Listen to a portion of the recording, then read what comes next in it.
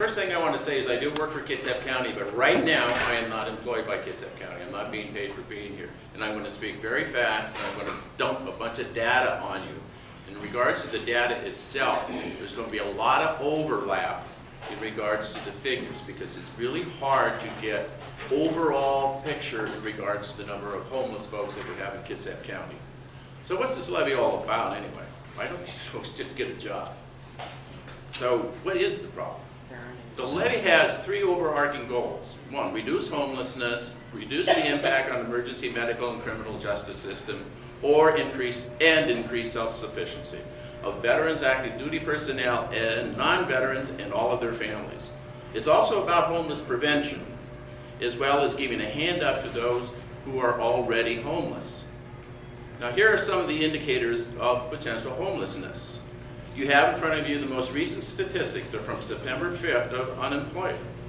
4,300 people in our county are currently unemployed. 900 of those are veterans. In 2010, 936 people completely lost all of and exhausted all their insurance. In this year already, through June, 566 have already exhausted their claims. Since 2006, we've lost 5,000 jobs in our county. Now that's the net. We have over 14,000 people receiving food, what us older guys have called food stamps. They're in the DSHS food program. Of that, 1,900 are homeless households. Kitsap Public Schools have 555 homeless students in 2010, 2011. The U.S. Department of Veteran Affairs has 2 homeless programs for our county. They're both woefully inadequate. Over 900 veterans were booked into the county jail last year. 500 of them had been there more than once. Over 300 homeless people have been booked in the county jail last year. Our transitional housing and temporary emergency housing is at capacity. The money is disappearing from both the federal and the state coffers. If the levy is passed, it's projected to raise $1.3 million. That's 5 cents. That's a 5-cent increase to our current levy level, which is around $12 per $250,000 household per annual basis. As you know, as many of you know, the levy will be split in half. 50% of the proceeds will be used for helping veterans, the other half for helping non-veterans. The county itself, this is not a bureaucracy creator. It's limited to not more than 5% of the proceeds. There are 2 citizen advisory boards to provide oversight.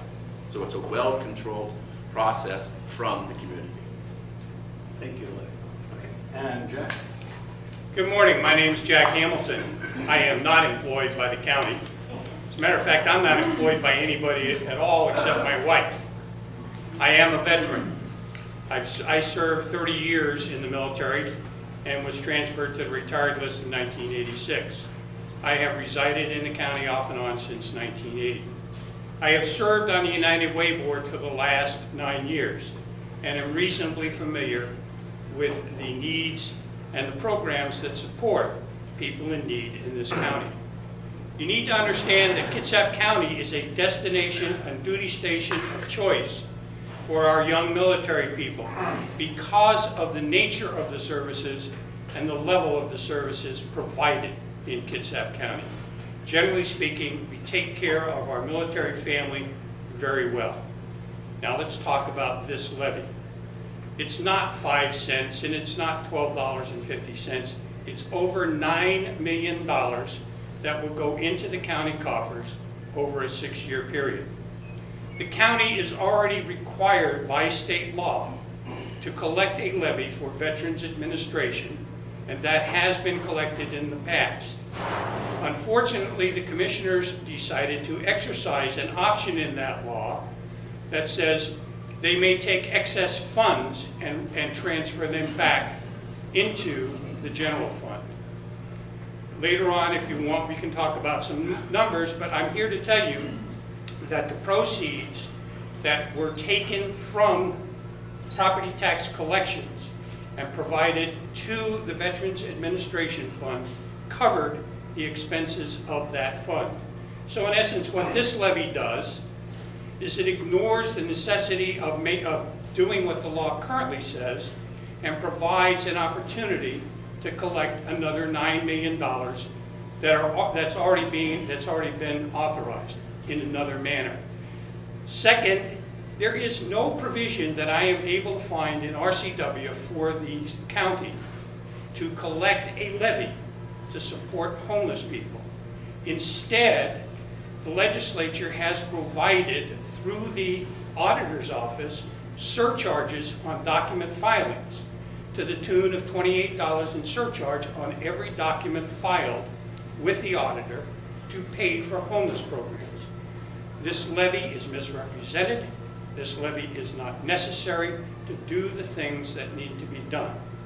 And as a final point, the $1.3 million that will be collected on this levy each year is the same amount of money that the United Way raises each year to pay for services across the county. Thank you. So let us move on to now questions from the audience. And the audience is still generating questions, so keep me running, all right? I'll be out there in just a minute. So let me start our candidates on the questions. So since we began... Stop calling us candidates. I ain't running for nothing. Good point. Allow me to introduce our guests. So it's a force of habit, I guess.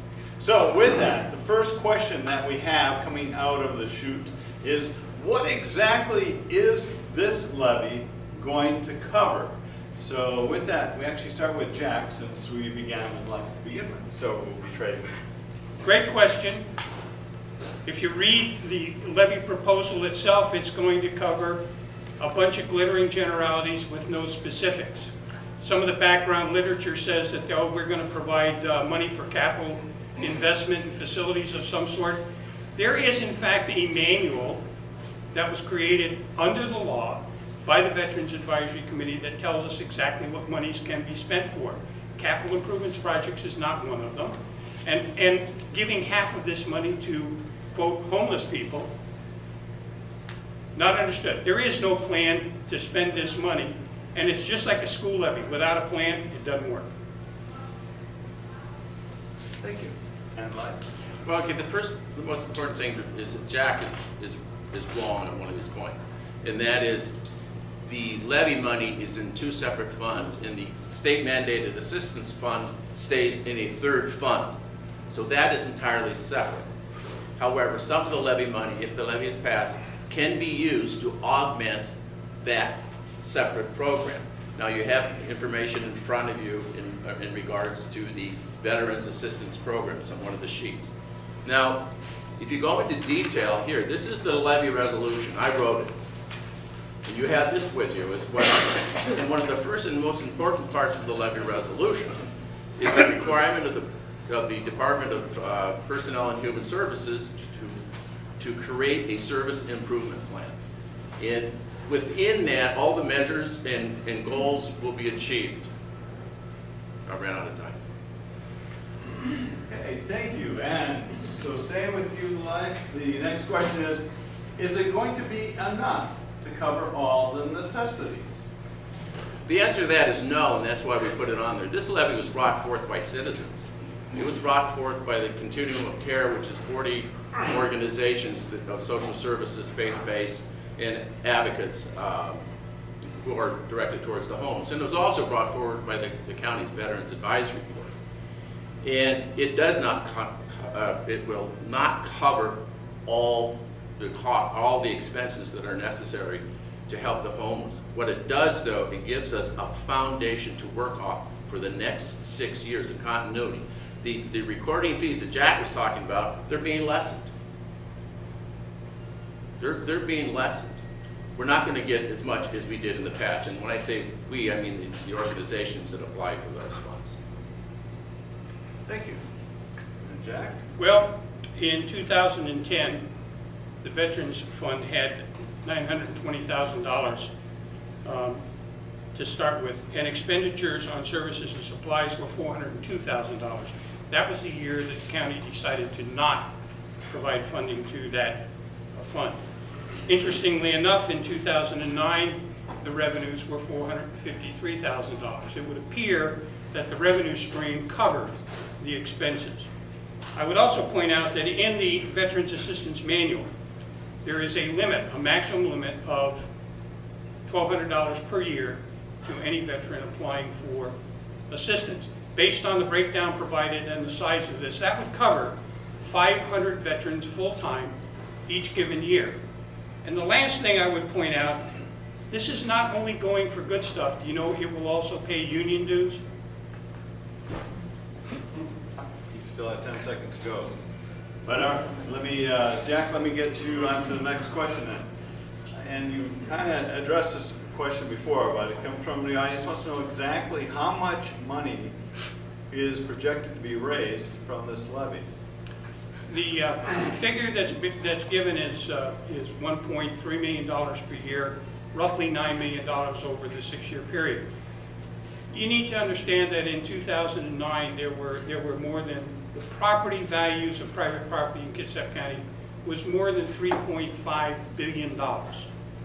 A fair number of those properties, in fact, are exempt or nearly exempt from taxes because of a number of breaks and considerations. The need for an additional levy on top of what is already mandated and authorized by the state makes little sense. The county can, in fact, draw up to 28 cents per thousand under the current levy. The real problem is the commissioners have decided to not fund the Veterans Assistance Levy except at the lowest possible level, and to divert those funds to the general fund to balance the budget. Thank you. Can I respond to that? Actually, you have 1 minute to do whatever you want. Okay. Answer a question or? Yeah, actually, Jack is continuing to confuse the mandated state levy with this levy. They're entirely separate. The manual that he talks about does not apply to the Veterans and Human Service levy. It does not apply to it, but he keeps referring to it, so he's wrong. The Veterans and Human Service levy is a levy unto, it's not a levy unto itself, but it's collected with part of the county's regular levy. And it's just going to increase by 5 cents per thousand, and it's going to bring in $1.3 million. The Veterans Service levy is collected around $330,000 or $319,000 this year. It wasn't $400,000 a year. So there again, you have to keep in mind is there two entirely separate things. Okay, so with that, the next question we have, starting with you, is why are the homeless and the veterans lumped together for the levy? That's a great question, and if everyone would take this piece of paper, and on the back side it's got all the expenses that we've had in the Veterans Assistance Fund levy in the past year. If you look down at the bottom, towards the bottom here in black, you'll see that so far this year we've given out $264,748 directly from the fund to veterans in need. Then if you look below that, you'll see a figure that says $186,000. Okay, so what is that $186,000? That $186,000 are referrals that we were able to get for veterans from non-veteran programs. We collaborate with all the social service agencies. The Washington Department of Veteran Affairs belongs to it. It does the same thing in our area. So we're working together. And that's one of the reasons why I got paddled. It's on to you, Jack.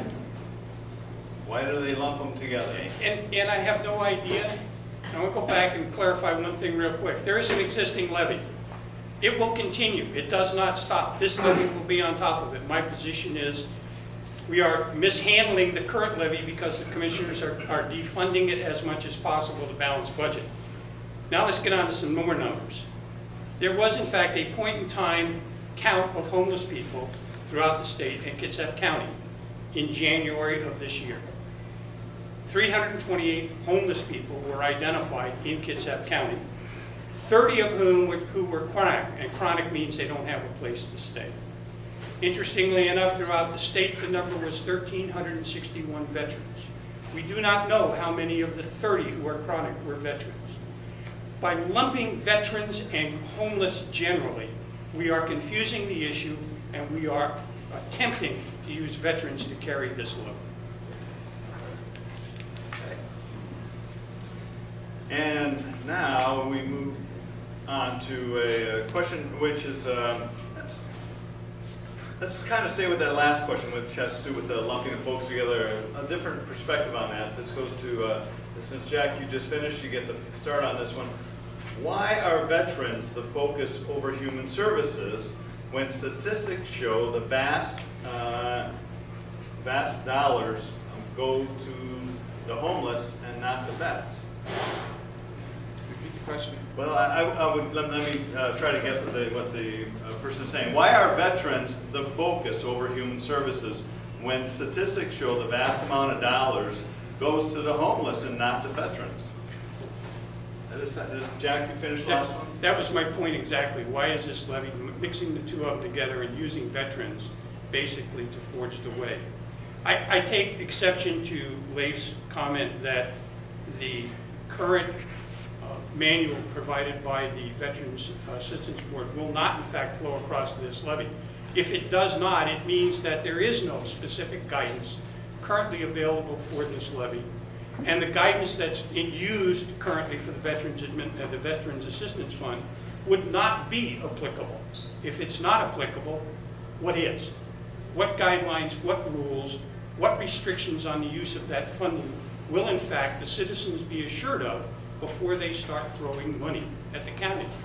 This is a lot of money. $9 million is a lot of money to give to the commissioners to use as they see fit. Thank you. Hi. Okay, the answer to that question is in the first 6 months. The service improvement plan, working with the community, working with all the providers, working with advisory boards, working with the 2 levy boards that are going to be appointed, will come up with those parameters and performance goals on how the money can be spent. And it will have citizen oversight from 2 different directions.